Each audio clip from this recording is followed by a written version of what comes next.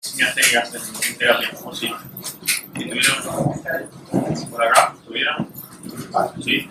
Okay. O sea, más o menos la mayoría de ustedes tuvo pacientes con alguna crisis miasténica. Bien. Bueno. Sí me gusta empezar con esto porque esto nos permite ver un poco tanto lo que es el fundamento fisiopatológico de la enfermedad como la manifestación, o sea, cómo se refleja eso en la manifestación clínica. La parte de arriba ustedes ven un terminal sináptico de la terminal neuromuscular normal, ¿sí? Tenemos el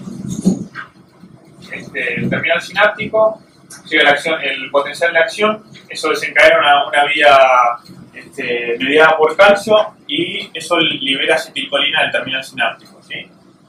¿Qué es lo que hace la acetilcolina a nivel postsináptico?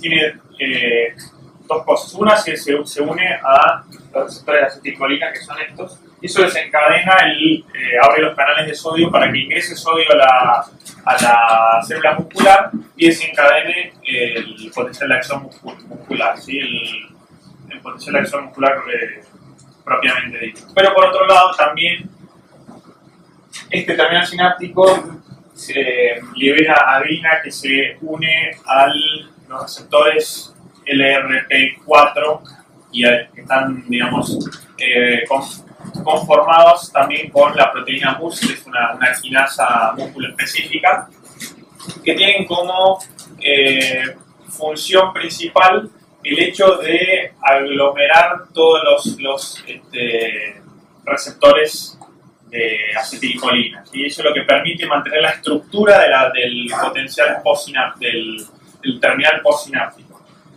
Les digo esto ahora porque esto después va a tener su relevancia clínica porque hay anticuerpos que están dirigidos, digamos, directamente a esta estructura, ¿sí? Eso es lo que desencadena una contracción muscular normal.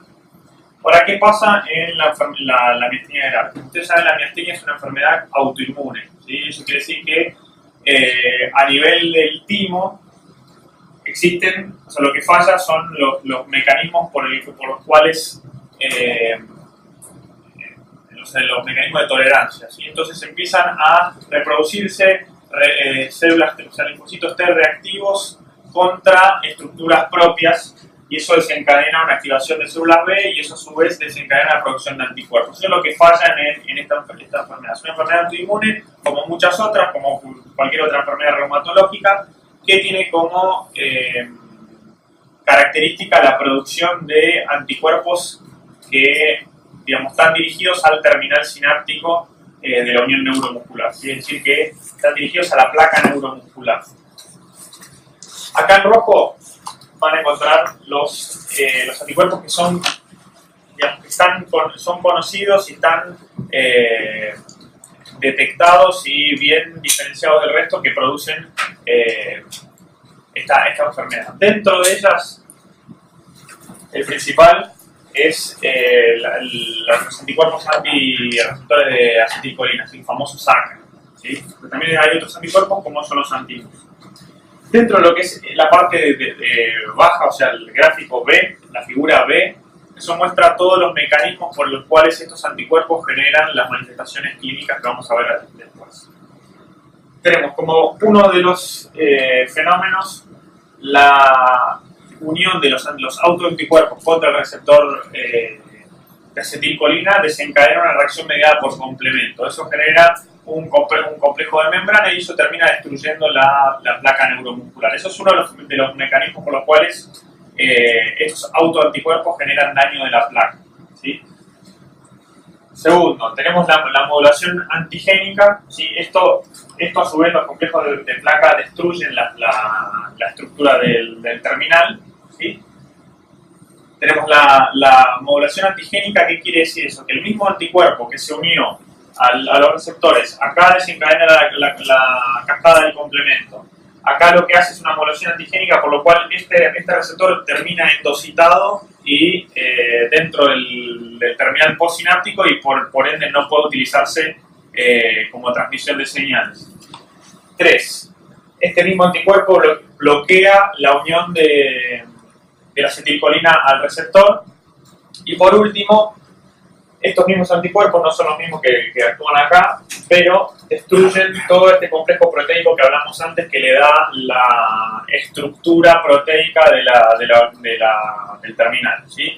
Entonces, en conclusión, tenemos que estos anticuerpos, un mismo anticuerpo puede generar destrucción y daño inflamatorio mediado por complemento.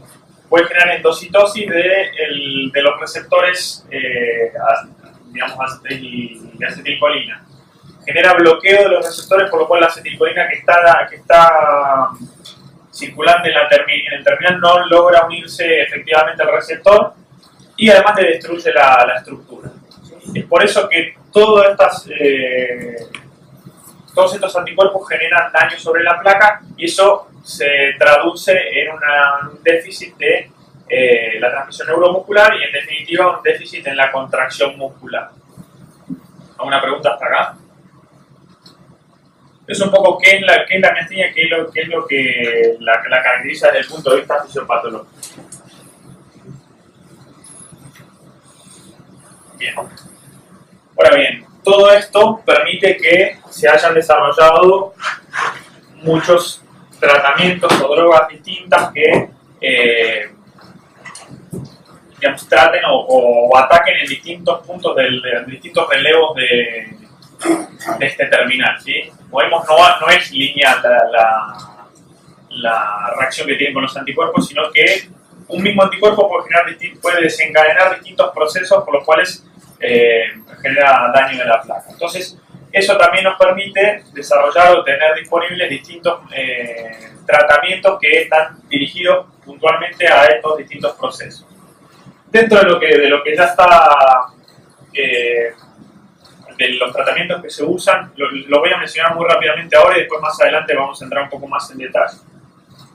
Pero tenemos, por un lado, el tratamiento sintomático propiamente dicho, que son los inhibidores de la colinesterasa, ¿sí?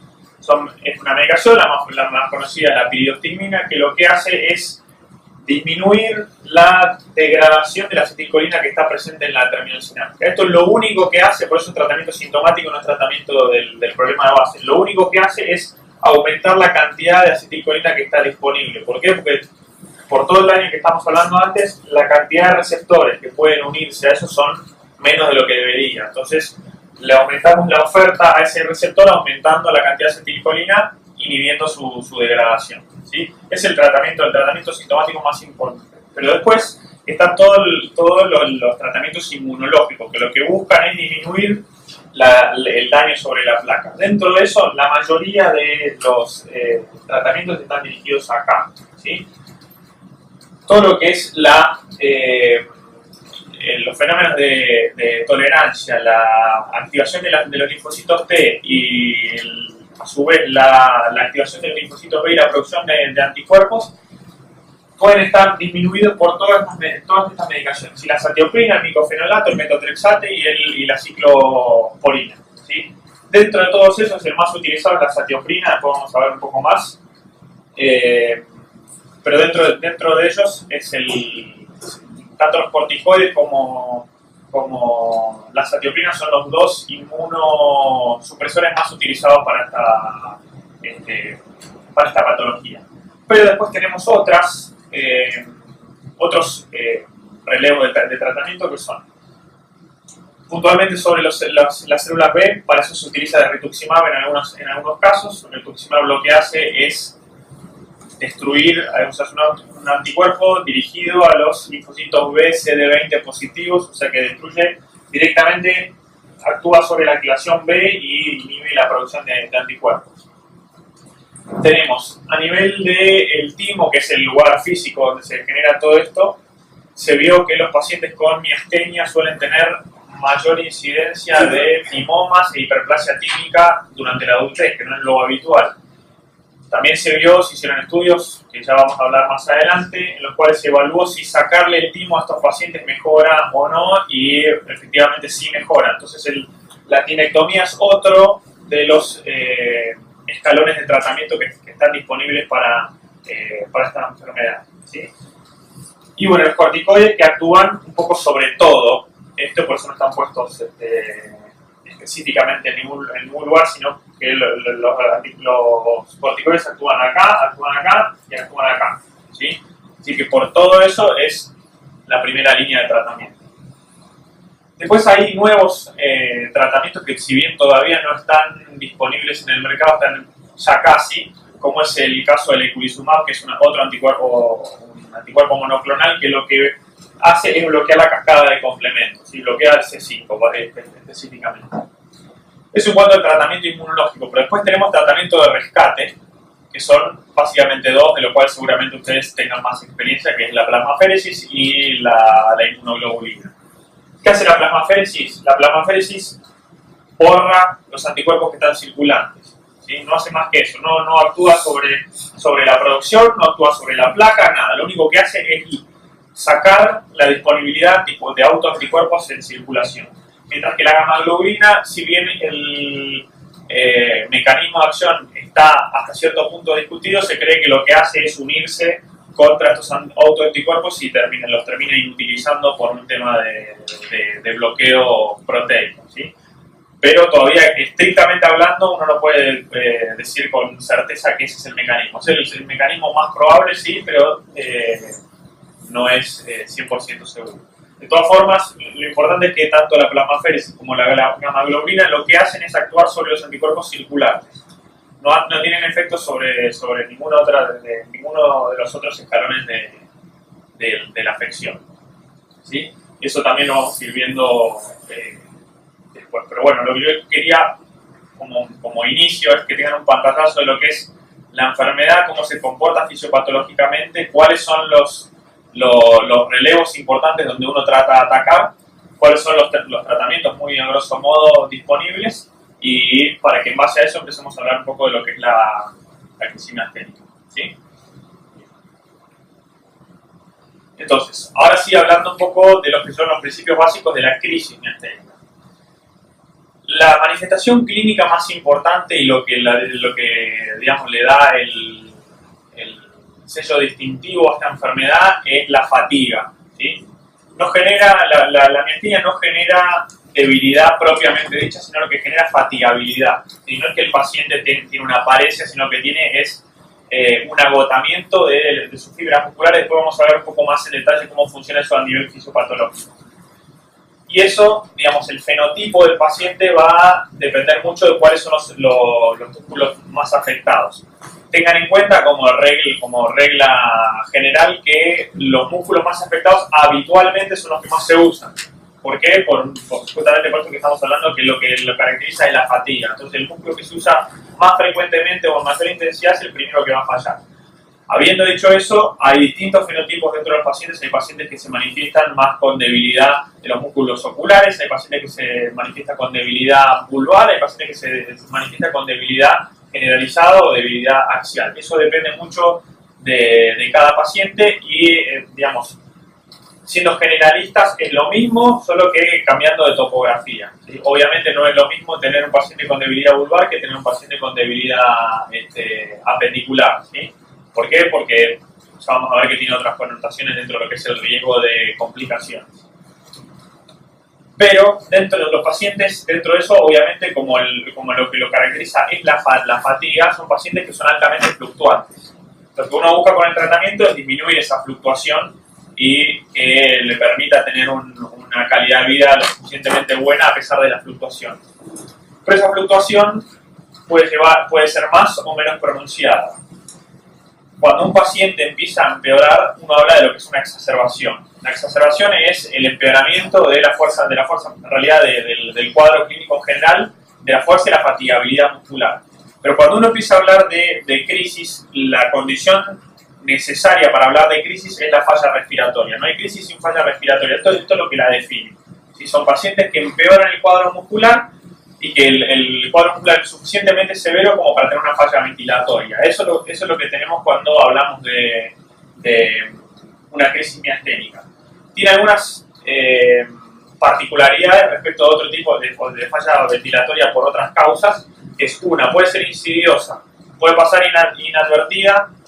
Las alteraciones en los gases en sangre suelen ser tardíos, por lo cual no es un parámetro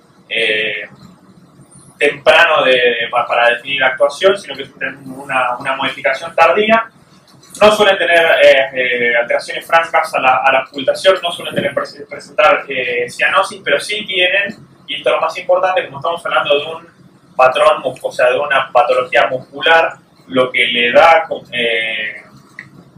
la particularidad de este tipo de falla respiratoria es una falla respiratoria por agotamiento, una falla respiratoria por falta de fuerza muscular. Entonces, por eso es que empiezan a aparecer los signos característicos, que son la respiración paradojal, el uso de músculos accesorios y el habla entrecortada. Esas son las cosas que uno tiene que ver, o sea, buscar en un paciente con miastenia como para definir su seguimiento. Si ustedes son terapistas, esto no les va a tocar tanto a ustedes, sino hasta que les llegue a la terapia, ¿sí? Yo siendo neurólogo, esto sí lo veo, entonces lo que yo tengo que ver en un paciente en el cual uno sigue por miastenia, se empieza a empeorar, bueno, se lo monitorea y cuando uno empieza a ver estos signos, bueno, obviamente eso tiene que el paciente tiene que ir a terapia intensiva, ¿sí? No siempre tiene que llegar a terapia intensiva en este estado, ¿no? Uno ya lo puede pasar a terapia intensiva cuando se vislumbra que esto, si uno no lo controla bien, va a terminar desarrollando falla respiratoria. Pero lo importante es que es necesaria la falla ventilatoria para que hablemos de crisis miasténica, ¿sí? Bien. Entonces, ¿cuáles son los factores que contribuyen en un paciente miasténico al compromiso ventilatorio? Entonces, hablamos recién que los pacientes tienen distintos fenotipos. Hay pacientes con más debilidad vulvar y hay pacientes con más debilidad en otros sectores del cuerpo. Obviamente que todos los pacientes que tienen una preponderancia de la debilidad vulvar tienen más riesgo a generar falla respiratoria. ¿Por qué? Porque la debilidad de los músculos tanto faciales, orofaringeos o laringeos pueden llevar a obstrucciones, aspiraciones, defecto del glutorio, obstrucción mecánica, ¿sí? El paciente empieza a tener un patrón obstructivo por falta de fuerza, digamos, ¿sí? Entonces, esos son los factores que uno tiene que tener en cuenta y los pacientes que uno tiene que tener más en cuenta para prever una falla respiratoria. ¿Sí? Bien, entonces, hablando un poco hablamos de debilidad respiratoria puntualmente, que es el factor más importante que deriva en la falla ventilatoria. Pero esto también explica lo que uno ve al examen físico. Entonces, sabemos que dentro de los fenotipos, uno puede tener fenotipos de afección dentro de lo que son los músculos respiratorios. Y puede tener debilidad del diafragma sin tener debilidad de los otros músculos respiratorios, o al revés, puede tener debilidad de los músculos accesorios y no debilidad del diafragma. Y eso nos genera patrones clínicos distintos que ahora vamos a ver. Si uno habla de un paciente con debilidad diafragmática y con los músculos accesorios relativamente conservados, ¿qué esperarían ver en el patrón respiratorio?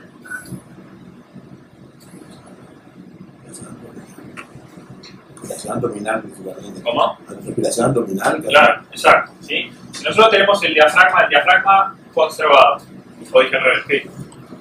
Abolido. Abolido. Si uno tiene el diafragma abolido, pero los músculos accesorios con relativamente buena fuerza, ¿qué va a pasar? La expansión torácica necesaria para respirar va a ser a expensas de los músculos que están acá, ¿sí? Los músculos que tiran de acá y los músculos que tiran para acá. Entonces lo que va a hacer es una apertura del tórax que es mucho menos efectiva que el diafragma. ¿Y qué va a hacer con el diafragma y qué va a hacer con la cavidad abdominal? Tratar de incrementar el Sí, se va para arriba. ¿Sí? Entonces, si se va para arriba, vamos a tener que el paciente cuando respira tiene el abdomen que se le va para adentro. ¿Sí? El abdomen se va para adentro, los huecos supraclaviculares se van para adentro, ¿sí? Y el tórax trata de expandirse, ¿sí? Obviamente que si uno está acostado, la cosa empeora, ¿sí? Porque tenemos la gravedad en nuestra contra. Entonces es uno de los patrones que podemos ver. Ahora, ¿qué pasa si es al revés? el diafragma está conservado, pero los músculos accesorios no. Seguimos teniendo una respiración paradojal, pero al revés. Tenemos una expansión excesiva del abdomen, ¿sí? Sin muchos cambios a nivel torácico. ¿Por qué? Porque el diafragma desciende, al descender empuja las vísceras hacia afuera y como no acompaña con la expansión torácica, eso nos genera una hiperexpansión abdominal. Entonces, esos son los patrones clínicos que uno tiene que estar atento en los pacientes con miastenia. Bien. Bien, entonces, eso en cuanto a la debilidad de los músculos inspiratorios. ¿Qué pasa cuando el paciente tiene debilidad de los músculos expiratorios? Los abdominales y los intercostales internos, específicamente. Empieza a generar tos inefectiva, acumulación de secreciones, aumenta el riesgo de aspiración. Es decir, fíjense que los mecanismos por los cuales un paciente con miastenia puede llegar a la falla respiratoria, si bien todos están mediados por debilidad muscular, pueden tener patrones bastante diferentes. Bien. Y después, por último, están las complicaciones propias que le puede pasar a cualquier paciente, y más a un paciente que es débil y que tiene debilidad respiratoria. ¿Sí? Cualquier infección, cualquier otra complicación aguda de la intercurrencia clínica, lo que va a hacer es aumentar la demanda metabólica y eso empeora aún más la debilidad. Ahora, cuando hablemos un poco del diagnóstico, vamos a hablar de por qué pasa eso. ¿Qué pasa dentro de la placa cuando uno la exige? Porque eso es importante, tanto como factor que va a llevar al paciente a la falla respiratoria, como es un factor que tienen que tener en cuenta ustedes como terapistas en el manejo del paciente con una crisis miasténica. Bien. Esto es un poco lo que hablamos recién, sí, los distintos patrones respiratorios dependiendo del compromiso de los distintos músculos. Esto es lo que les hablaba antes, ¿sí? Este paciente es un paciente que tiene debilidad diafragmática, pero tiene los músculos que expanden el tórax conservados. Entonces ven que el tórax aumenta su diámetro anterior-posterior y hace que la cavidad abdominal crea una presión negativa y funciona de una forma en la cavidad abdominal, mientras que el otro lado pasa exactamente lo opuesto. Bien. Y hablamos de qué pasa a nivel ventilatorio puramente dicho. No me voy a meter mucho en esto porque no es mi área, digamos. Lo que sí les puedo decir es que la hipoxemia, bueno, yo les decía que esto suele aparecer tardíamente. ¿Y por qué aparece tardíamente? Porque primero la hipoxemia, que es lo que aparece más tempranamente, se da por hipoventilación, básicamente. Hipoventilación que puede estar o no asociada a telectasias y de esa forma tener menos volumen corriente como para hacer el intercambio gaseoso. Y después, una vez que eso se mantiene durante un tiempo, empieza a desarrollar la hipercapnia. Entonces, no son parámetros tempranos en este caso. ¿Sí? Cuando nosotros ya empezamos a ver esto, porque ya estamos llegando tarde. ¿Sí? Bien. Entonces, bueno, hablamos de vuelta, volviendo a lo que es la definición. ¿Sí? La crisis miasténica se define como la debilidad debida a miastenia, ¿sí? Que es lo suficientemente severa como para generar falla respiratoria y lo suficientemente severa como para requerir intubación y conexión a asistencia respiratoria mecánica, pero también está dentro de esa definición la extubación prolongada. ¿Sí? Pacientes que se van a operar y se intuban y después no pueden extubarse, tienen un destete complicado, eso también es considerado una crisis miasténica. Ahora bien, esta definición tiene ciertas limitaciones, que son básicamente estas dos.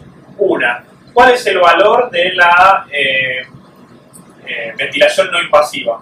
Estamos hablando que parte de la definición es la falla respiratoria y el requerimiento de intubación orotraqueal y conexión a ARM. ¿Cuál es el valor del BiPAP, por ejemplo? Cada vez más hay evidencia que favorece el uso de BiPAP temprano en estos pacientes. ¿Por qué? Porque mejora la sobrevida, mejora la tasa de complicaciones. En algunos casos, hace que no sea necesaria la intubación y acorta la estadía tanto en terapia intensiva como en la internación en general. Entonces, originalmente la ventilación invasiva no estaba ni tenida en cuenta, de hecho la definición todavía no la tiene en cuenta, pero en la práctica clínica sí se está usando y cada vez se utiliza más. Y la segunda limitación es qué parámetros usamos para decidir la intubación. Eso me lo pueden decir mejor ustedes que yo, pero verán que no todos los centros, no todos los profesionales usan los mismos parámetros. Entonces, tampoco que es una definición muy categórica, sino que está librada un poco al juicio clínico de los médicos tratantes, de los terapistas en este caso, ¿sí? Entonces, en cuanto a los principios básicos y la definición. Ahora bien, ¿cómo hacemos el diagnóstico? Y esto acá me voy a meter un poco en lo que es diagnóstico de miastenia, diagnóstico de crisis y un poco en base a eso con la fisiopatología. Ustedes saben y sabrán por su práctica clínica que hay muchos pacientes que llegan a la crisis miasténica como debut de su enfermedad. ¿Sí? Una causa muy frecuente de crisis miasténica es el debut. Es un paciente que no estaba diagnosticado, que no había tenido manifestaciones clínicas lo suficientemente marcadas como para que lo lleve a consultar y que de repente se encuentra en la situación de que empieza a perder fuerza, se empieza a fatigar cada vez más rápidamente y termina en falla respiratoria. Lógicamente es más frecuente que termine en falla respiratoria en un paciente que no está en tratamiento. ¿Por qué? Porque todos esos fenómenos que hablamos al principio están librados a su evolución natural, ¿no? Y no le estamos dando nada a ese paciente que frene ese mecanismo. Entonces, lógicamente, un paciente que no está tratado es más probable que cuando empiece una exacerbación miasténica termine en una crisis, que no es tan frecuente en un paciente que está bien tratado. Digo bien tratado porque otra frecuente causa de crisis miasténica son los pacientes con poca adherencia al tratamiento. Entonces, por eso es que meto el diagnóstico una vez que ya empezamos a hablar de crisis miasténica, porque esto les va a pasar que lleguen pacientes en los cuales van a tener que hacer el diagnóstico ustedes o su equipo de miastenia cuando el paciente que no tenía diagnóstico hasta ese momento. Entonces, ¿cómo hacemos el diagnóstico? Tenemos la primera pata, que es clínica fundamental, ¿sí? Hablamos que el sello distintivo de esta enfermedad es la fatigabilidad. Entonces, lo primero que tenemos que encontrar es si el paciente se fatiga. Cuando hablo de fatiga, son pacientes que claramente se fatigan, ¿sí? Son pacientes que cuando uno les hace una contracción sostenida, empiezan a declinar, no pueden mantener los brazos extendidos durante más de un minuto. Si uno les hace una oclusión ocular forzada, termina generando tosis después. Incluso si uno les pide que mantengan los ojos bien abiertos, se les empieza a caer los párpados. Bueno, ahí uno elijan el músculo que quieran y se puede evaluar la fatigabilidad haciéndole contraer ese músculo y evaluando si tiene un patrón de fatigabilidad. Eso es el punto número 1. Punto número 2. ¿Qué es lo que nos permite llegar al diagnóstico dentro de lo que son los estudios complementarios? Los estudios complementarios, como su nombre lo indica, son complementarios a la clínica. Entonces nosotros tenemos un paciente que le llegó en falla respiratoria, que tiene signos claros de fatigabilidad muscular, en los cuales ustedes sospechan, cuanto menos, lo que llamamos una falla de placa. Saben que la falla de placa neuromuscular, la más frecuente es por miastenia gravis, pero hay otras causas también, como puede ser el botulismo o el síndrome de Eaton-Lambert, que obviamente son más raros, pero frente a un paciente con falla respiratoria de origen neuromuscular, lo primero que uno piensa es en miastenia. Entonces, ¿cómo hacemos nosotros para evaluar si lo que tiene este paciente realmente es miastenia o no? Dentro de los estudios hay, digamos, 3 estudios principales, ¿sí? 2 son electrofisiológicos y el resto son serológicos. Los serológicos son dosaje de anticuerpos. Dentro de los anticuerpos, el primero a dosar, ¿cuál les parece que es? El ACRA, ¿sí? El ACRA, que es el receptor antiacetilcolina. Los anticuerpos antirreceptor de acetilcolina, así que es el complejo que hablamos antes. Hay pacientes, o sea, la inmensa mayoría de los pacientes, entre el 80 y el 90% de los pacientes son ACRA positivos, pero hay pacientes que son ACRA negativos y tienen otros anticuerpos generando este problema. Dentro de los que son ACRA negativos, entre el 30 y el 40% de ese porcentaje restante son anti-MUSC. El MUSC, que es, si se acuerdan, la quinasa específica del músculo que estaba dentro de los complejos proteicos que estaban a la derecha. Eso le dije que le da la estabilidad estructural a la placa. Bueno, ahí están los anti-MUSC. Y después hay otro porcentaje que es mucho más pequeño, que es lo que se llama la miastenia seronegativa. ¿Sí? La seronegativa no es ni ácara ni muy positiva. ¿Sí? Son pacientes mucho más difíciles de diagnosticar y más difíciles de tratar también. Eso en cuanto al diagnóstico serológico. Entonces tenemos un paciente que tiene debilidad muscular, entró en falla respiratoria. Ustedes vieron que tiene falla muscular, tiene fatigabilidad, tiene ácara positivo, listo, ya casi que le ponen el moño al diagnóstico. Después está la confirmación electrofisiológica, que es si pasamos, son básicamente dos estudios. Uno es la estimulación repetitiva y el segundo es la electromiografía de fibra única. No sé si escucharon hablar de alguna de las dos. ¿Sí? Bueno. Ustedes saben que en un terminal sináptico, en cualquier terminal sináptico, uno recibe el potencial de acción. Esto desencadena la liberación de las vesículas sinápticas y el neurotransmisor, al unirse a la placa, al terminal postsináptico, genera mini potenciales de acción, digamos. Cuando esos potenciales de acción, o sea, esos cuantos de, en este caso, acetilcolina, van generando la suficiente despolarización de la membrana, eso cruza un umbral y genera un potencial de acción. ¿Sí? ¿Funciona? Sí. Bien. Entonces, dependen de la cantidad de acetilcolina que llegue al terminal sináptico y que se una a los receptores. Entonces, hay muchas vesículas que por ahí pasan y llegan al terminal postsináptico, pero que no desencadenan una contracción muscular. No la desencadenan porque no cruzan ese umbral. Entonces, hablamos que la acetilcolina se une a los receptores, eso abre los canales de sodio, y la apertura de cada canal de sodio genera una despolarización pequeña, que si la cantidad de acetilcolina que se une a esos receptores es lo suficientemente grande, todas esas pequeñas despolarizaciones se convierten en una gran despolarización y eso desencadena un potencial de acción que en definitiva genera la contracción muscular. ¿Por qué les digo esto? Porque la cantidad de acetilcolina liberada depende de la frecuencia de estimulación del terminal presináptico.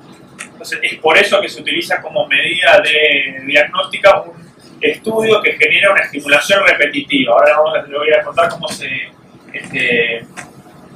genera. Básicamente lo que hacen es un estimulador que es similar al del, es el mismo que el del electromiograma, ¿sí? Me imagino que todos lo habrán visto en algún momento. Se genera una estimulación eléctrica en el músculo que a ustedes más les guste. Inicialmente se hace en un músculo distal, si eso es normal después se pasa a un músculo proximal. Pero habitualmente lo que se recomienda es ir a un territorio donde uno sabe que tiene clínicamente fatigabilidad, ¿sí? Entonces se hace una estimulación entre 2 y 3 Hz, o sea 2 a 3 veces por segundo, y se evalúa el potencial de acción que está generado en este caso por el estímulo eléctrico, ¿sí? Entonces lo que hacemos nosotros es generar un potencial de acción acá eléctricamente, es decir, que lo estamos estimulando desde afuera, de una manera repetitiva, le vamos dando estímulos eléctricos, y se mide qué es lo que pasa a nivel muscular. A nivel muscular se le ponen 2 electrodos, que lo que evalúan es el potencial de acción muscular compuesto, ¿sí? De todo el músculo en general. Ahora pasamos a la siguiente. Este gráfico es muy importante para entender tanto lo que es el método diagnóstico como es la fisiopatología. Acá tenemos la liberación de acetilcolina, el potencial de placa, el potencial de acción muscular compuesto, que hablan el potencial muscular y el potencial de acción muscular compuesto, ¿sí? Esto de todo el músculo, esto de alguna fibra, y esto es básicamente lo que más me interesa. Ustedes ven que esto es un paciente normal y esto es un paciente con miastenia gravis. Si uno lo estimula de manera repetitiva, todo, tanto el normal como el de miastenia gravis, se empieza a liberar cada vez menos acetilcolina, ¿sí? ¿Por qué? Porque los fenómenos de recaptación de acetilcolina, resíntesis, endocitosis y demás no son lo suficientemente rápidos como para tener la misma disponibilidad de acetilcolina en el terminal presináptico, ¿sí? Entonces, todas las personas, cuando uno las estimula de manera repetitiva, empiezan a liberar cada vez menos acetilcolina. Pero ¿qué pasa? Y acá es donde entra la diferencia entre un paciente con miastenia y no. Acá dice potencial de acción, potencial de placa. ¿Ven que hay una línea punteada? Todo lo que sobrepase esa línea genera un potencial de acción después. todo lo que no, no lo genera. Hay un concepto muy importante dentro de lo que es la fisiopatología de esto, que es lo que se llama el margen de seguridad de la placa neuromuscular. Esto es simplemente, para hacerlo lo más simplemente posible, todos los potenciales de acción que generamos, los que no tenemos miastenia, ¿sí?, sobrepasan en mucho lo necesario para sobrepasar este umbral. ¿Sí? O sea, cada potencial de acción que nosotros generamos a nivel de la placa neuromuscular van a generar un potencial de acción a nivel de la placa. ¿Por qué? Porque sobrepasan mucho esta línea. Ven que incluso disminuyendo la cantidad de acetilcolina, incluso cuando la liberación de acetilcolina es mínima, todavía sobrepasa por bastante la placa neuromuscular. Esto, los pacientes con miastenia, como tienen menos receptores disponibles porque están lesionados, porque están endocitados, etcétera, etcétera, cada potencial de acción no necesariamente, no tiene ese margen de seguridad. Entonces el margen de seguridad empieza a perderse dentro de lo que es el potencial de placa. Entonces, como eso,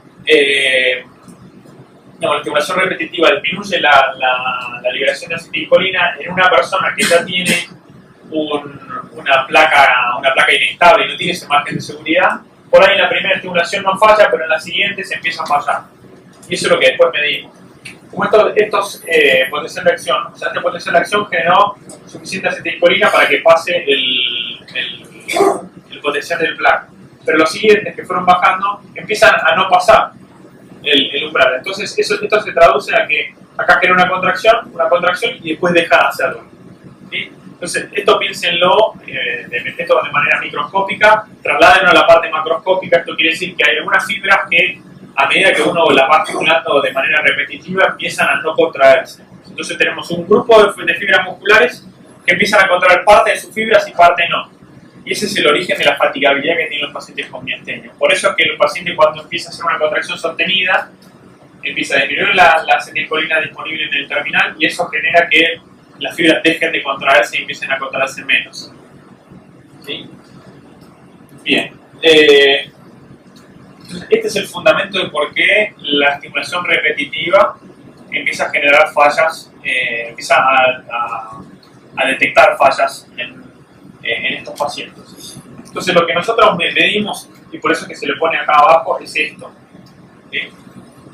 Esto es simplemente ponerle los mismos electrodos que se usan para el electrocardiograma sobre el músculo, y se evalúa la amplitud de la respuesta eléctrica generada por el estímulo que le estamos dando. ¿Sí? Si le hacemos un estímulo pareado, cada estímulo va a generar un potencial de acción. Pero ¿qué pasa? Como el potencial de acción es compuesto, evalúa todo el músculo en general, no es que vamos a tener un potencial y después no potencial. Vamos a tener un potencial que tiene un tamaño y que después, cuando empieza a progresar, empieza a bajar su amplitud. Entonces, eso es lo que nosotros vemos y eso es lo que se mide en un estudio de estimulación repetitiva. Uno empieza a hacer una estimulación repetitiva y mide cuánto baja la amplitud, si es que lo hace, entre el primero y el cuarto. Se usa el primero y el cuarto estímulo porque en el cuarto esta curva llega al máximo. Si después entre el cuarto, quinto, sexto, séptimo y eso se mantiene relativamente estable. Entonces, la máxima diferencia es entre el primero y el cuarto estímulo. Entonces, se hacen por lo menos 4 estímulos y se mide entre el primero y el cuarto cuánto disminuyó esta amplitud. Si supera el 10%, entonces se considera que eso es un defecto de placa neuromuscular. ¿Sí? Y ahí es cuando se llega al diagnóstico, se confirma el diagnóstico de miastenia. Ahora bien, no todos los pacientes, hay pacientes con miastenia que por ahí van a tener esto, van a tener una respuesta incremental, pero que siguen superando el potencial de placa. Entonces, esto no nos va a dar un estudio positivo. Entonces, ¿qué se hace en esos casos? Pasamos a la segunda. En estos casos se puede hacer 2 cosas. Una, pasar a estimulación repetitiva a alta frecuencia. La alta frecuencia genera, como vieron en el gráfico anterior, genera el efecto contrario.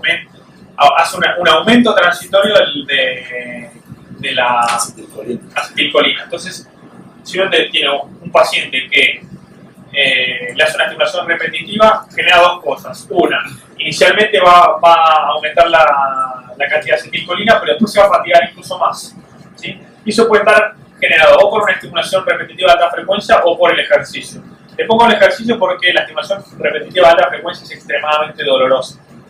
Entonces es mucho más fácil decirle al paciente que haga una contracción isométrica sostenida y después se le vuelve a repetir el estudio, ¿sí? Fíjense cómo esto la B es de baseline y esto es after exercise, ¿sí? Fíjense cómo ve esta misma curva a medida que va, o sea, hacia el ejercicio, inmediatamente después del ejercicio la amplitud es mucho mayor, pero después, cuando pasan 30 segundos, 1 minuto, 2 minutos, 3, se va a pique, ¿sí? Entonces, esto es una forma de sensibilizar la estimulación repetitiva, ¿sí? Es el primero de los estudios y es el que más se va a utilizar en terapia porque es el que menos artefactos genera, ¿sí?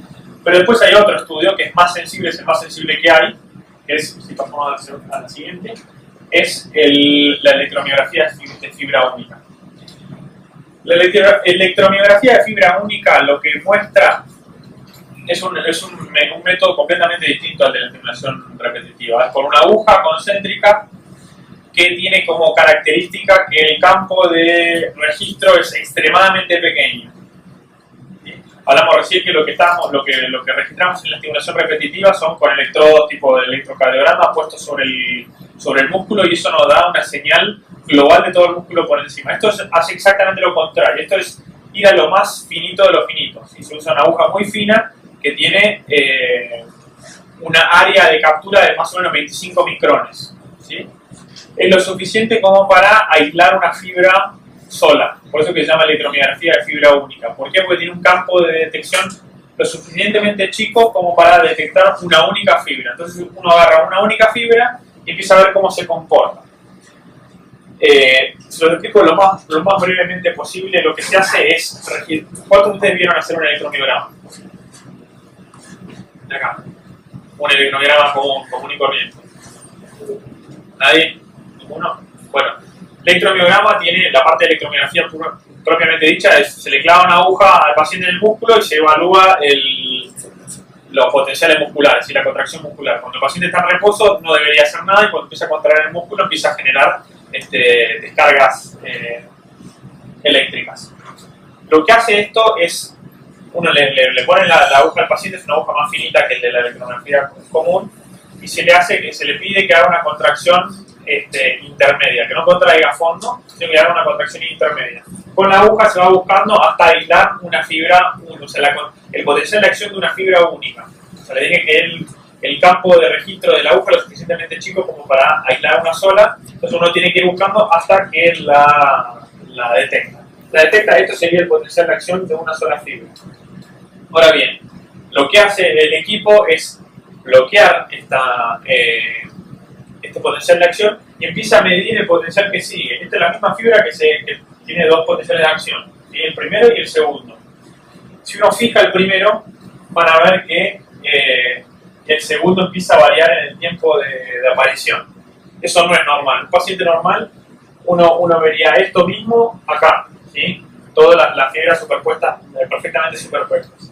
Cuando uno mide esta variabilidad que tiene el segundo potencial de acción, empieza a hablar de que está fallando el potencial de placa. Por el mismo mecanismo que hablamos recién, ¿sí? Hay potenciales de acción que cruzan el umbral, otros que no lo cruzan. Entonces, como por ahí lo cruzan a destiempo, empiezan a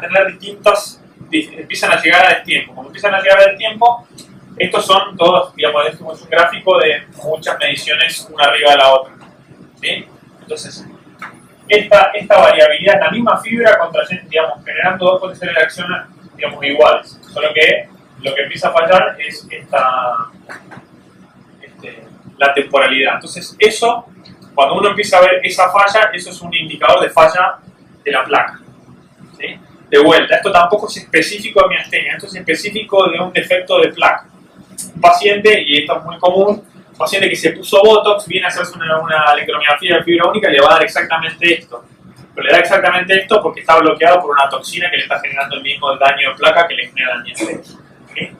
Entonces no hay forma de definir etiología con esto. Estos son estudios que son altamente sensibles pero que son poco específicos. Tampoco tiene una especificidad tan baja, ¿sí? Son poco específicos dentro de lo que son las patologías que generan defecto de placa. Bien, entonces eso es en cuanto a los métodos que uno usa, los métodos diagnósticos. Acá les puse un poco lo que son las sensibilidades de los distintos estudios. Como ven, el estudio de electromiografía de fibra única es el estudio más sensible de todos. Llega hasta un 99% de sensibilidad. Pero la especificidad no es tan alta. Es una especificidad igual bastante buena, cercana al 70-80%.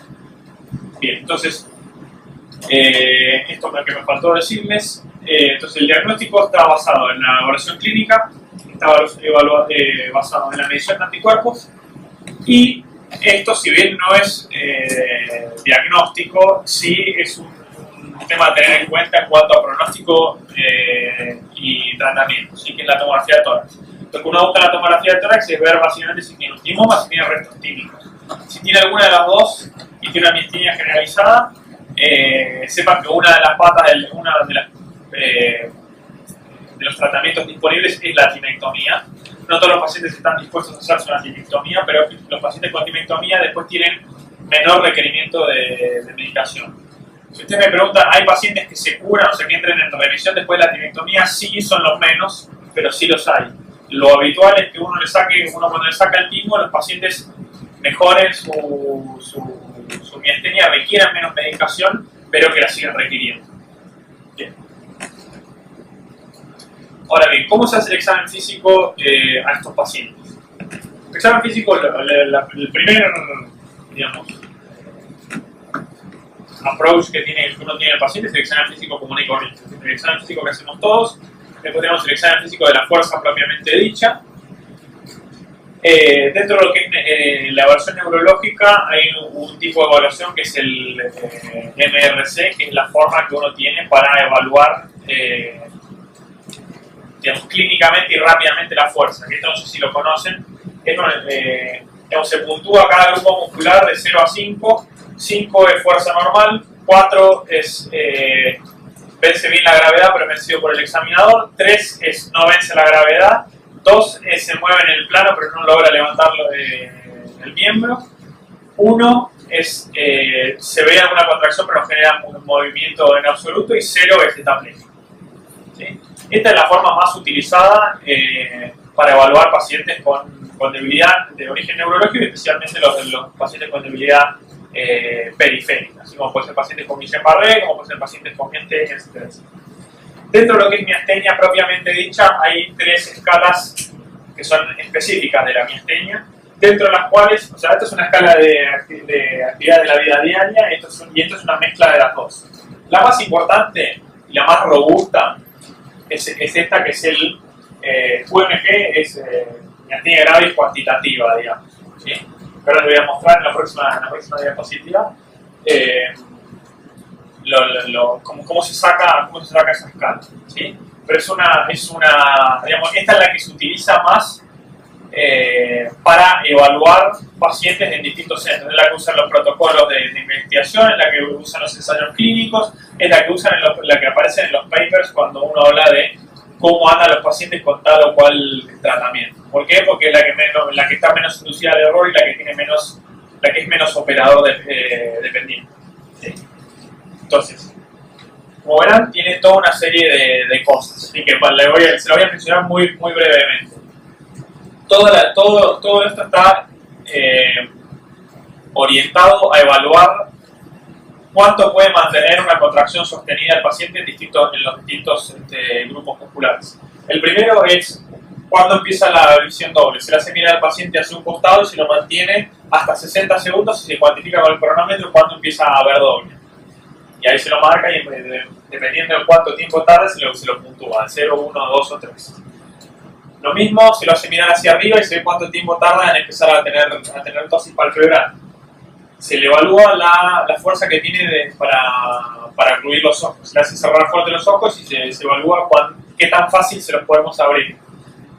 Se le hace tomar un vaso de agua así de golpe y se evalúa si lo puede hacer, si no lo puede, si tose después, si se aspira o si no lo puede hacer directamente. Se lo hace contar hasta 50 y se evalúa si en algún momento entre que cuenta de 1 a 50 empieza a arrastrar la voz.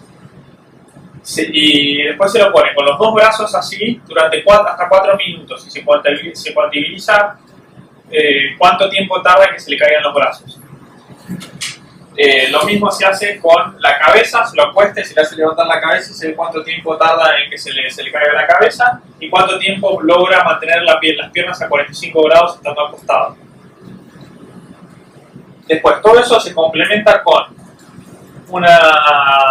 se le mide la capacidad vital forzada, ¿sí? Dependiendo del porcentaje de lo esperado se cuantifica también, y con un manómetro se mide cuánta fuerza tiene, cuánta fuerza hace en el hand grip, ¿sí? En base a todo eso se evalúa un score, y eso es lo que uno utiliza para, si bien no es una medida para hacer diagnóstico, es una medida de seguimiento. Si usted tiene un paciente que le hacen esto en la terapia, probablemente se complica un poco, pero en algunos casos se puede hacer, y esto es una medida muy robusta de evaluación de la evolución, ¿sí? Con eso, vamos, el número final puede ir creciendo, puede ir decreciendo, dependiendo si el paciente empeora o mejora. Y eso es, como le digo, es la medida más objetiva y robusta que hay para evaluar pacientes con miastenia. ¿Sí? Eso en cuanto a la evaluación clínica. Bien. Después, ¿qué es lo más importante? O sea, algo muy importante en lo que es la crisis miasténica, porque estamos hablando de pacientes que están en fase respiratoria. ¿Cómo evaluamos la función y cómo evaluamos esto tanto los pacientes que están en terapia como los que todavía no están, para decidir si pasan a terapia o no pasan a terapia? Esto se evalúa como cualquier otro paciente con debilidad que empieza a tener falla respiratoria, ¿sí? La capacidad vital, las presiones inspiratorias y expiratorias máximas, ¿sí? Y eso principalmente cuando uno evalúa tanto función inspiratoria como expiratoria. Tengan en cuenta que estos pacientes suelen venir con debilidad facial, y muchas veces eso dificulta un poco la evaluación, porque empiezan a tener fuga por la comisura labial, ¿sí? O sea, hay dos opciones ante eso. Una, usar una máscara, o dos, tener a alguien que le agarre los labios, ¿sí? mientras lo hacen soplar. Eso puede ser el paciente, si puede, y si no, alguien que los ayude, ¿sí? Pero bueno, eso está a juicio clínico de si le creen o no le creen a los valores. Es decir, si uno ve que el paciente sopla y se va todo por los costados, obviamente nadie le va a creer a ese valor. Pero bueno, eso está en el juicio clínico de cada uno, ver si ese valor es confiable o no. Bien, entonces dijimos que esto, como es tan fluctuante, no hay valores claros de corte para definir si uno intuba o no intuba a un paciente, si está en falla respiratoria o no está en falla respiratoria. Lo más utilizado, por eso se lo pongo, es una extrapolación de los valores que se necesitan, los valores de corte que existan disponibles para el Guillain-Barré. Como el Guillain-Barré también es una falla, o sea, genera falla respiratoria de origen periférico, o sea, no exactamente neuromuscular, pero por déficit de la transmisión nerviosa periférica. Entonces se utiliza habitualmente extrapolando estos valores. Y los valores para decidir si un paciente tiene que pasar a RM o no es si tiene una capacidad vital menor a 20 ml por kilo, si tiene una Pmax menor a 30 o una Pmax menor a 40.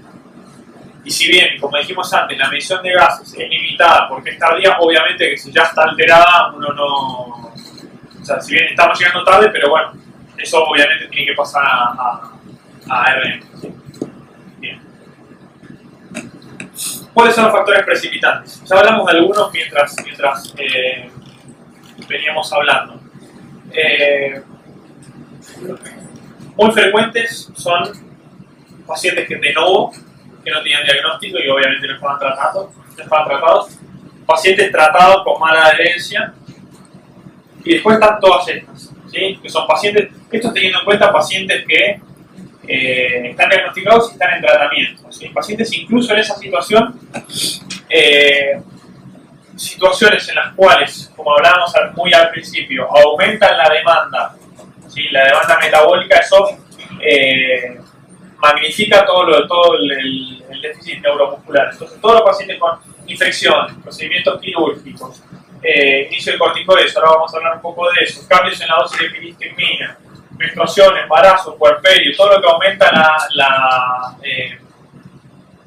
necesidad o requerimiento metabólico son potenciales factores que pueden llevar a un paciente a la falla respiratoria, ¿sí? Y dentro de eso también están los fármacos. Quiero decirles un par de comentarios digamos, respecto de esto. No hay duda que de un paciente bien tratado y en seguimiento y demás, la causa más frecuente son las infecciones.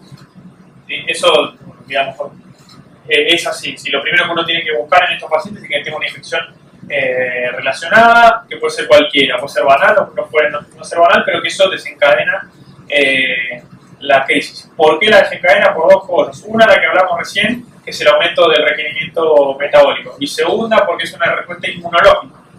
Una infección genera una estimulación del sistema inmunológico. Estamos hablando que son pacientes que tienen un defecto en los mecanismos de tolerancia. Cuando uno mete un factor que de manera sistémica genera una estimulación del sistema inmunológico, todo esto empieza a descalabrarse un poco y termina generando mayor producción de anticuerpos a pesar del tratamiento y termina derivando en la fase respiratoria. Y después están cosas que podemos generarle nosotros, o sea, nosotros los médicos. Dentro de lo que le podemos generar es fármacos de otro tipo. Hay un montón de fármacos que pueden generar o que están reportados que pueden generar exacerbación de la miastenia y crisis miasténicas. Dentro de esos están a la cabeza todos los relajantes musculares, los anestésicos, y después, bueno, hay algunos antibióticos como pueden ser los aminoglucósidos. Después van a ver que hay tablas en varios lugares donde dicen todas las medicaciones que están reportadas que pueden exacerbar la miastenia. Sepan que de todo eso la práctica clínica dice otra cosa, ¿sí? Eso quiere decir que está reportado que puedan tener relaciones. Eso no quiere decir que cada vez que uno le da eso lo predispone a tener una exacerbación. Te digo un ejemplo concreto. Los beta-lactámicos están dentro de los antibióticos que pueden exacerbar la miastenia. Sin embargo, son los antibióticos más se le da un miasténico porque si bien está reportado que puedan generar exacerbación, la prevalencia de eso es muy baja en base, digamos, teniendo en cuenta la enorme cantidad de pacientes que recibe eso y la mayoría no les pasa nada, ¿sí? A lo que voy es que eso hay que tener precaución, pero eso no quiere decir que esté prohibido dárselo, salvo algunos medicamentos en particular que son los relajantes, que generan relajación muscular. Y después hay dos cosas más que se le puede generar de manera iatrogénica y en el tratamiento propio de la miastenia. Una cosa muy común. Un paciente viene con, no llega a la falla respiratoria, pero empieza a notar debilidad muscular, viene al consultorio, el médico lo ve, el neurólogo lo ve, le ve una fatigabilidad, un cuadro clínico muy compatible con miastenia, nos manda a hacer los estudios, pero mientras tanto, como sabemos que si el paciente empieza así de nuevo, si uno no le da algo rápidamente va a terminar en falla respiratoria. Entonces uno tiene que dar algo de tratamiento. ¿Y qué pasa? Hablamos que los corticoides son la primera línea de medicación inmunosupresora, pero también son una medicación que si uno la inicia demasiado rápido puede inducir a una falla respiratoria. Y eso puede pasar tanto en el consultorio como puede pasar en la terapia intensiva. Y ahora vamos a ver un poco cuando ya tienen el paciente intubado y está en terapia intensiva, qué es lo que hay que hacer con la medicación. Y lo otro es qué se hace con el mestinón, con la piridostigmina. La piridostigmina, como les dije antes, es la medicación sintomática. Es la que, cuando el paciente empieza a fluctuar un poco, tiene un poco más de debilidad, uno le aumenta un poco el mestinón, se lo baja un poco si está bien, bueno, va manejando eso. Pero ¿qué pasa? Si ustedes tienen en cuenta la fisiopatología, cuanto más uno estimula la placa, más fatiga le genera, ¿sí? Esos cuantos de acetilcolina que vimos, cuando uno mantiene una estimulación sostenida, empieza a ser cada vez más bajo, y si bien entre el primero y el cuarto es la mayor pendiente, después se mantiene de manera permanente baja, ¿sí? Entonces cuando uno se pasa de piridostigmina, termina agotando la placa. Entonces eso puede generarle también una exacerbación, y es porque le estamos dando demasiada piridostigmina. En ese caso hay que bajársela. Entonces, dentro de lo que podemos hacer nosotros los médicos, hay que tener mucho cuidado. En pacientes con miastenia, no darle corticoides demasiado rápido, no aumentarle demasiado la piridostigmina, y en los fármacos que le damos por otras cosas. Ahora bien, tenemos un paciente miasténico, ya conocido, tratamiento y demás, y dice, me tengo que hacer una laparoscopía o no sé, la operación que más le gusta. ¿Qué se hace en esos casos? ¿Algo se le ocurre?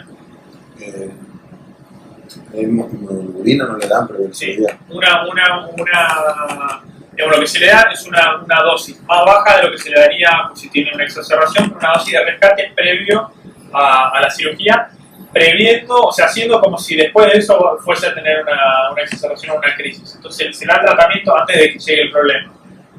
De esa forma uno previene que el paciente después tenga una situación dificultosa después de la cirugía y que no desarrolle una crisis, ¿sí? Entonces todo lo que uno tiene que tener en cuenta dentro de lo que es lo que nos toca a nosotros, que es la parte médica, ¿sí? Bien. Ahora bien, tenemos el paciente, ya lo diagnosticamos, está en falla respiratoria, lo ingresamos a terapia intensiva. ¿Qué hacemos en terapia intensiva? Tenemos dos escenarios. Uno es el paciente que viene en picada, pero que todavía no tiene una falla ventilatoria. Y después tenemos el paciente que ya está en falla ventilatoria. El que está en falla ventilatoria va al respirador, ¿sí? Ahora, el paciente que está en una exacerbación, que está bajando, que todavía no está en falla respiratoria, lo primero que tenemos que hacer es, bueno, terapia intensiva, monitoreo, ¿sí? Tratar de que se quede lo más quieto posible, eventualmente ponerle ventilación no invasiva, y por eso que cada vez hay más estudios que se enfocan sobre la importancia de la ventilación no invasiva. ¿Por qué? Porque este paciente en el pasado, en otra situación, hubiese sido un monitoreo que uno lo mira hasta que entre en falla respiratoria. Cuando entra en falla respiratoria viene el tubo y la asistencia respiratoria mecánica. Entonces, en estos casos, el BiPAP puede prevenir un paciente que está ahí en el borde y que si uno no lo ayuda un poco desde el punto de vista respiratorio, va a terminar en una falla respiratoria y va a requerir intubación. Entonces, el BiPAP y la ventilación no invasiva está ganando cada vez más preponderancia y más importancia en el seguimiento de los pacientes en terapia. ¿Por qué? Porque le cambia, obviamente, imagínense un paciente que es intubado versus uno que no está intubado, todas las complicaciones que están relacionadas con una y todo lo que se ahorra con el otro. Entonces, refuerzo que cada vez más el BiPAP está teniendo más importancia en esto, ¿sí? Bien. Entonces, ¿qué hacemos? Esto es un algoritmo que está propuesto por la clínica Mayo.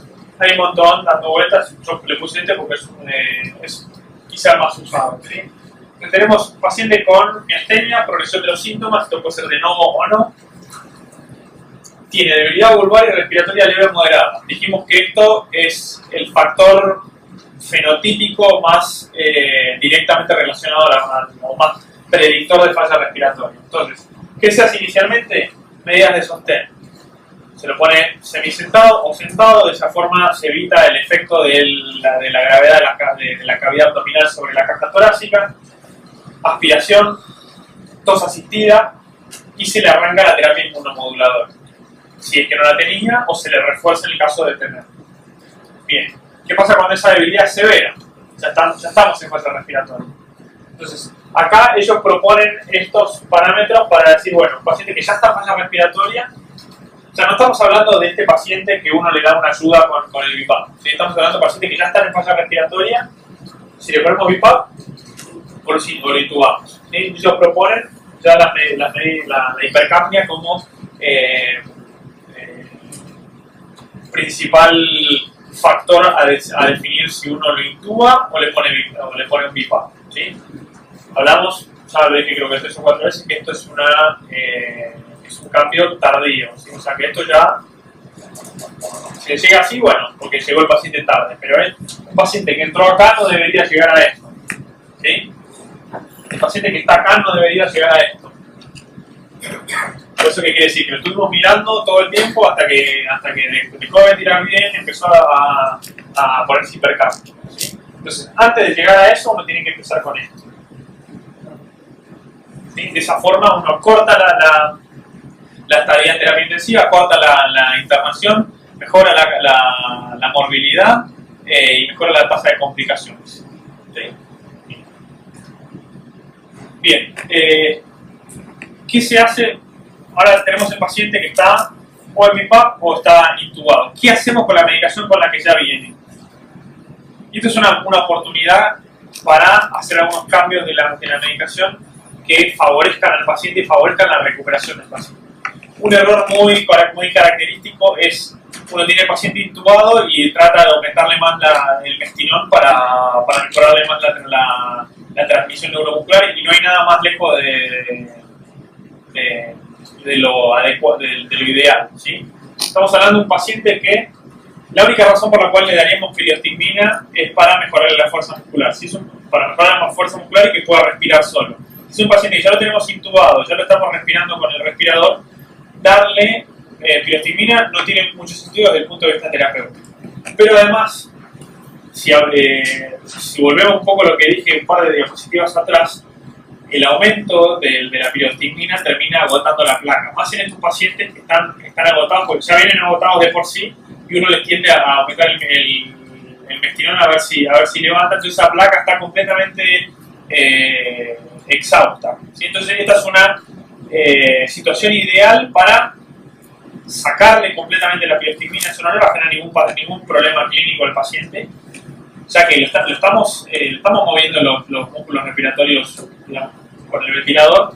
Entonces eso hace, por un lado, que no se le agote la placa, y por otro lado que se recupere más rápido, porque esa placa, cuando empieza a regenerarse y empieza a tener más disposición de acetilcolina, después cuando uno le quiere sacar el respirador va a tener más con qué trabajar, ¿sí? Entonces, uno de los conceptos más importantes es que el paciente que está intubado hay que sacar el mestinón. Ahora bien, ¿qué pasa con los pacientes que están con el BiPAP? El BiPAP es mínimamente, o sea, es no invasivo y requiere cierta colaboración del paciente. Entonces, esta es una de las desventajas y es una de las razones por las cuales, si uno habla estrictamente desde el punto de vista de recuperación del paciente, de la recuperación de la fuerza muscular, la intubación es superior al BiPAP, ¿sí? No es superior en cuanto a tasa de complicaciones y en tasa de estadía, digamos, pero sí es superior en cuanto al grado de mejoría de la placa. ¿Por qué? Porque cuando uno tiene BiPAP, mestinón algo le tiene que dejar. Se le trata de bajar al mínimo la dosis como para que tenga lo suficiente para ayudar al BiPAP, ¿sí? Pero esa es la gran diferencia. Pero en definitiva, lo que le quiero que les quede es que un paciente que está en fase respiratoria, que ya está asistido respiratoriamente, o se le suspende el mestinón o se le disminuye. Eso favorece la recuperación posterior. ¿Cuándo se le reinicia cuando está respirador? ¿Cómo? ¿En qué momento se le reinicia? Cuando uno está planeando el destete.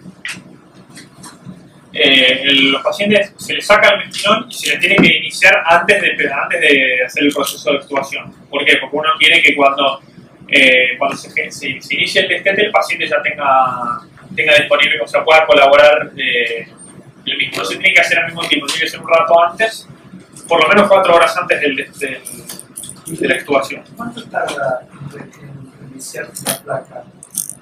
Depende del grado de daño que tenga. Eso, ¿cómo? ¿Cómo podemos orientarnos? Clínicamente. Clínicamente, eventualmente, esto no está estudiado formalmente, pero los estudios electrofisiológicos pueden colaborar un poco a ver qué grado de respuesta decremental tenga, pero eso no está definido a tal respuesta decremental tanto, no queda otra que hacerlo clínicamente. Son pacientes que, como no están usando los músculos, pueden lograr una fuerza normal de manera espontánea. Entonces, a medida que el paciente empiece a lograr moverse y el paciente refiere a sentirse mejor, ahí uno considera que ya está lo suficientemente regenerada la placa. Pero aproximadamente, para dar una idea, horas, días, semanas. No, habitualmente son días, pero como le digo, eso depende del grado de compromiso con el que viene el paciente y depende del grado de compromiso previo que tenía. Hay pacientes que por ejemplo, la miastenia habitualmente nos genera atrofia, pero hay pacientes que cuando tienen la suficiente destrucción de la placa empiezan a atrofiarse y estos pacientes tienen mucho menos margen como para regenerar. Pero digamos, en promedio son un par de días que se regeneran. Bien. Y después está la otra pata del tratamiento, que es el tratamiento veloz, el tratamiento rápido, el tratamiento de rescate. Dentro de eso tenemos dos posibilidades. Tenemos la plasmaféresis y tenemos la gamma globulina. La plasmaféresis elimina anticuerpos circulantes en el plasma. Se empieza a lograr una mejoría recién a partir de la tercera cuarta sesión. Lo que se recomienda es que se haga una sesión cada 48 horas y se repita entre 5 y 6 veces, se puede repetir hasta 10 veces o más incluso si es necesario, pero habitualmente el 75% de los pacientes entre la tercera y cuarta sesión empiezan a mostrar mejoría. ¿Cuáles son las ventajas y desventajas de estos métodos? Las ventajas es que es un método muy rápido. Ahora vamos a hablar un poco de lo que son los estudios comparativos entre gamma globulina y plasmaféresis. Si bien la mayoría de los estudios no mostró que uno sea mejor que el otro, hay algunos que muestran que la plasmaféresis actúa un poco más rápido. ¿Por qué? Porque es una cuestión mecánica. Filtra y a medida que va filtrando va generando una respuesta un poco más rápida. ¿Cuál es la complicación? Que tiene una tasa de eventos adversos más elevada que la gamma globulina. De todas formas, es un método que es altamente efectivo, es muy rápido, es uno de los tratamientos principales para los pacientes con crisis miasténica. Y el otro tema que hay que tener en cuenta es que si uno lo saca de la crisis del paciente y no le da nada, la mejoría por la plasmaféresis dura un par de semanas y después desaparece, ¿sí?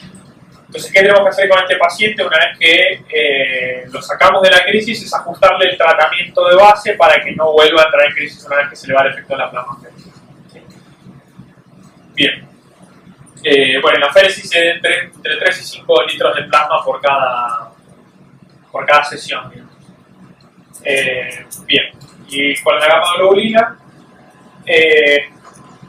la gamma globulina es un poco más fácil de administrar, se administra por vía endovenosa, con una dosis que está ajustada al peso. Ustedes saben que la dosis estándar para toda la patología periférica son 2 gramos de gamma globulina por kilo de peso. Sin embargo, hay estudios que mostraron que en la exacerbación y en la crisis miasténica la dosis de 2 gramos por kilo versus 1 gramo por kilo no es superior. Entonces, como es una medicación que tiene un alto costo económico, se trata de utilizar 1 gramo kilogramo total o 400 miligramos kilo de peso por día, ¿sí? Se suele dar entre 2 a 5 días, digamos, en sesiones de días consecutivos, entre 2 y 5 días. ¿Cuáles son las ventajas y desventajas de cada uno? Cuanto más corto el periodo, uno tiene que dar una dosis más alta y la tasa de efectos adversos aumenta. ¿Por qué? Porque aumenta la presión oscótica, porque aumenta la posibilidad de efectos de tipo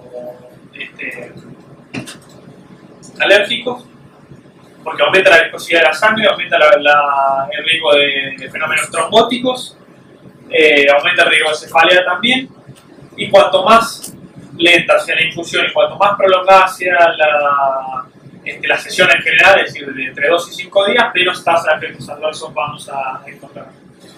Nosotros en Fleming particularmente usamos siempre 5 días, ¿sí? En pacientes con crisis miasténica 1 gramo kilo, y en pacientes con crisis con Guillain-Barré 2 gramos kilo, ¿sí? La mejoría suele verse un poquito más tarde que la plasmaféresis. Si tienen en cuenta que hablamos que el 75% de los pacientes con tratamiento con plasmaféresis empiezan a mejorar entre la tercera y cuarta sesión, y eso se da día por medio. Uno habla que más o menos entre los 5 y 6 días empiezan a mejorar con la plasmaféresis y a la semana empiezan a mejorar con la gamma globulina. Sin embargo, el efecto de la gamma globulina es más duradero que de la plasmaféresis. Teniendo en cuenta todos estos pros y contras de una y de la otra, ustedes pensarán cuál es mejor, ¿sí? Si es que hay alguna que es mejor. Bueno, por eso nos preguntamos muchos. Se hicieron varios estudios randomizados, prospectivos, con buen diseño y demás para evaluar si uno es mejor que el otro. No se vio que uno tenga superioridad sobre el otro, teniendo en cuenta tasa de mortalidad y de morbilidad.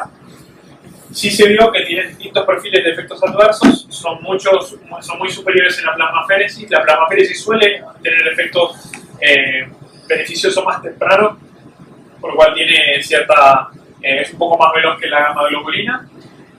Hay un solo reporte retrospectivo que ya lo limita desde el punto de vista del diseño del trabajo, que mostró que la plasmaféresis tiene una leve superioridad, pero donde sí se vio, y eso está claro que tiene superioridad, es en los pacientes con exacerbaciones con miastenia anti-MUSC.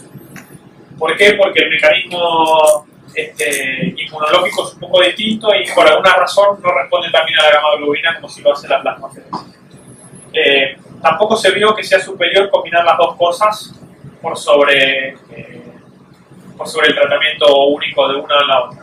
Obviamente el tratamiento combinado es plasmaféresis primero y gamma globulina después, ¿no? Porque si uno le da gamma globulina primero, después borra la gamma globulina que le di. Pero bueno, dar una y después la otra no mostró en los estudios por lo menos un beneficio por sobre el tratamiento aislado. Más allá, y esto entre paréntesis, de que en la práctica clínica eso se hace con relativamente frecuencia en pacientes que no responden tan rápido, ¿sí? Pero eso se considera, si uno lo piensa objetivamente, está más relacionada con la ansiedad de los médicos que con el efecto de la medicación, ¿sí? Es muy frecuente que uno le dé, por ejemplo, gamma globulina, el paciente no mejora, y básicamente lo que le falta es tiempo. Y después se le empieza a hacer plasmaféresis y después mejora, o no. Pero si bien estrictamente hablando, esto, digamos, dar uno y después el otro no tiene superioridad sobre el tratamiento solo, ¿sí? Bien. ¿Hasta ahí alguna duda del manejo agudo? La inmunoglobulina se hace un solo ciclo para miastenia. Sí. Un solo ciclo de vuelta. Esto es lo mismo que le dije recién. Si bien los estudios, si yo te tengo que contestar con el libro, es uno solo. Si te contesto con la práctica clínica, hay algunos casos donde se le repitió se le repite la sesión cuando después de un tiempo siguen sin mejorar. Pero pues, siempre que se discute esto, la respuesta es lo mismo que dije recién. Eso hay que darle tiempo. Hay que darle tiempo que actúe. Pero estrictamente hablando, sí es una sola sesión. Bien. Bueno, ¿alguna duda con el manejo agudo de los pacientes? ¿No?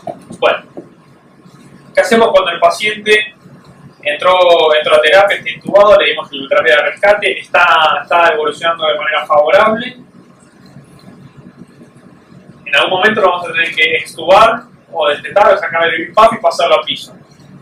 Bueno, ¿qué recaudos tenemos que tomar ante esto? Uno, el que me preguntaban hace un rato, de cuándo le reiniciamos el vestinol. El vestinol tiene que ser reiniciado, lógicamente, antes del destete, por lo menos 4 horas antes del destete, para que el paciente tenga la placa restituida y tenga la suficiente acetilcolina como para bancarse no ser asistido más. Y después está, ¿qué hacemos con el tratamiento de base? Hay varias situaciones acá. Tenemos el paciente que es de nuevo y el paciente que ya está tratado. Una de las grandes limitantes del tratamiento inmunomodulador de la miastenia es el tiempo que tarda la medicación en hacer efecto. Todas las medicaciones, la satioprina, la ciclosporina, el tacrolimus, la ciclofosfamida, todo tarda mucho tiempo en hacer efecto. La mayoría tardan varios meses en hacer efecto terapéutico. Entonces, un paciente que está en crisis, lógicamente no lo vamos a hacer esperar meses a que la medicación le haga efecto. Entonces, para eso tenemos los corticoides. Los corticoides son primera línea porque son altamente efectivos y porque tienen un efecto rápido. Se dice que el máximo efecto se logra dentro del primer mes de tratamiento, y es por eso que los pacientes que no están con corticoides deben iniciar corticoides mientras están en la terapia. ¿Por qué? Porque si no lo estaban recibiendo, es la forma más fácil, la forma más rápida de hacer una inmunomodulación rápida. Y si estaban recibiendo otras cosas, y el aumento que le podamos hacer de esas otras cosas van a tardar tanto que no nos va a hacer efecto en la ventana de tiempo que tenemos. Entonces, invariablemente van a requerir corticoides, por lo menos de manera transitoria. La única razón por la cual uno trata de ahorrar corticoides es por los efectos adversos, ¿sí? Que se lo conocen mejor que yo. Pero hay que tener en cuenta varias cosas. Una, hablamos en su momento que iniciar muy rápido los corticoides puede inducir a una crisis miasténica. Entonces, un paciente que ya está en crisis, si le aumentamos demasiado los corticoides, podemos prolongarle la crisis. Entonces, hay que iniciárselo mientras el paciente está ventilado, de manera escalonada, no tan bruscamente. Si se suele usar una dosis intermedia, una dosis alta sería 1 miligramo kilo. Una dosis intermedia es un poco menos, la mitad, por ejemplo. ¿Sí? Entonces se suele hacer un inicio progresivo hasta llegar al miligramo kilo, pero no iniciar de entrada con eso, porque eso va a ser muy probablemente inducir a que el paciente prolongue su estadio en terapia. ¿Sí? Bien, entonces eso básicamente es la precaución que uno tiene que hacer. Ahora, ¿qué corticoide se usa? El más utilizado es la meprednisona, así la del Dizon.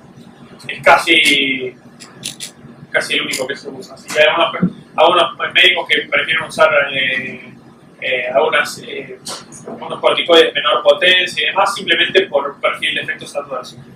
Lo que limita el uso de los corticoides son los efectos adversos. La efectividad está clara, es muy buena, es muy rápida y todo, pero uno trata de mantener la dosis lo más bajo posible para evitar los efectos adversos. Se trata de dar día por medio para también disminuir la tasa de efectos adversos sin bajar la inmunomodulación.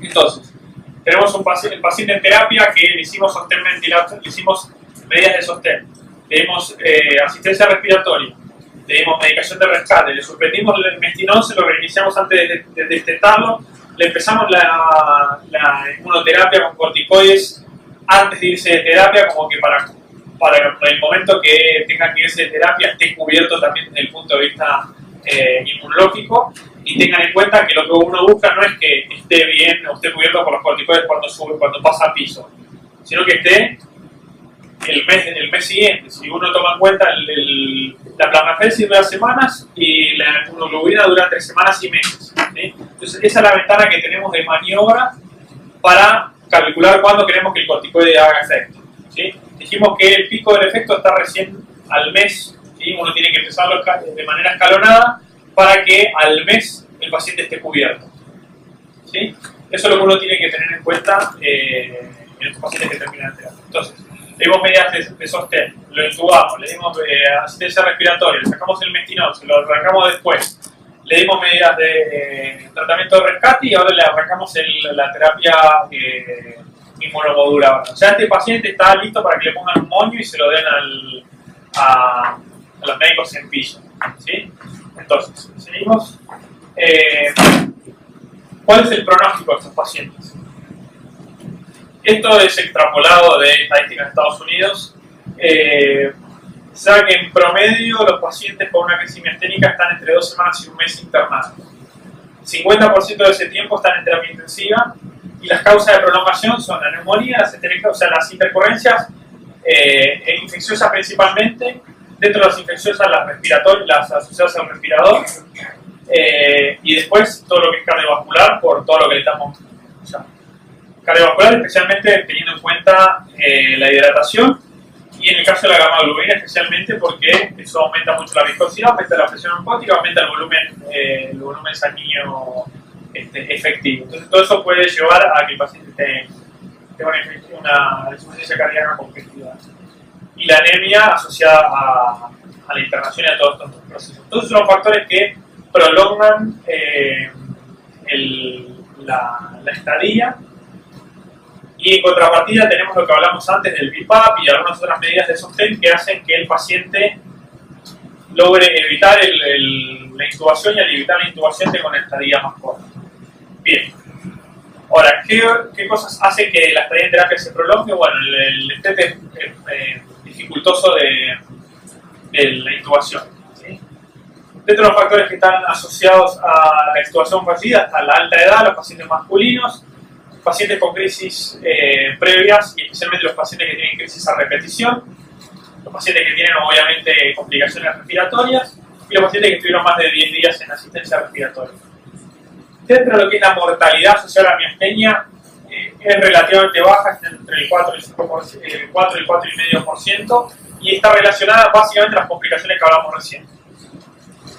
¿Sí? Pero si uno tiene en cuenta todas estas cosas que fuimos charlando en la última hora y media, todo esto se minimiza. Se minimiza la estadía, se minimiza la tasa de complicaciones y todo mejorando no solo el tratamiento sostén, sino lo que uno tiene que tener en cuenta del tratamiento propiamente de la enfermedad, ¿sí? Porque, como le digo, es muy común y es antiintuitivo muchas veces. ¿Sí? Es antiintuitivo que un paciente le demos epidiotimina para mejorar la fuerza y que cuando está en su peor momento motor se la saquemos, por ejemplo.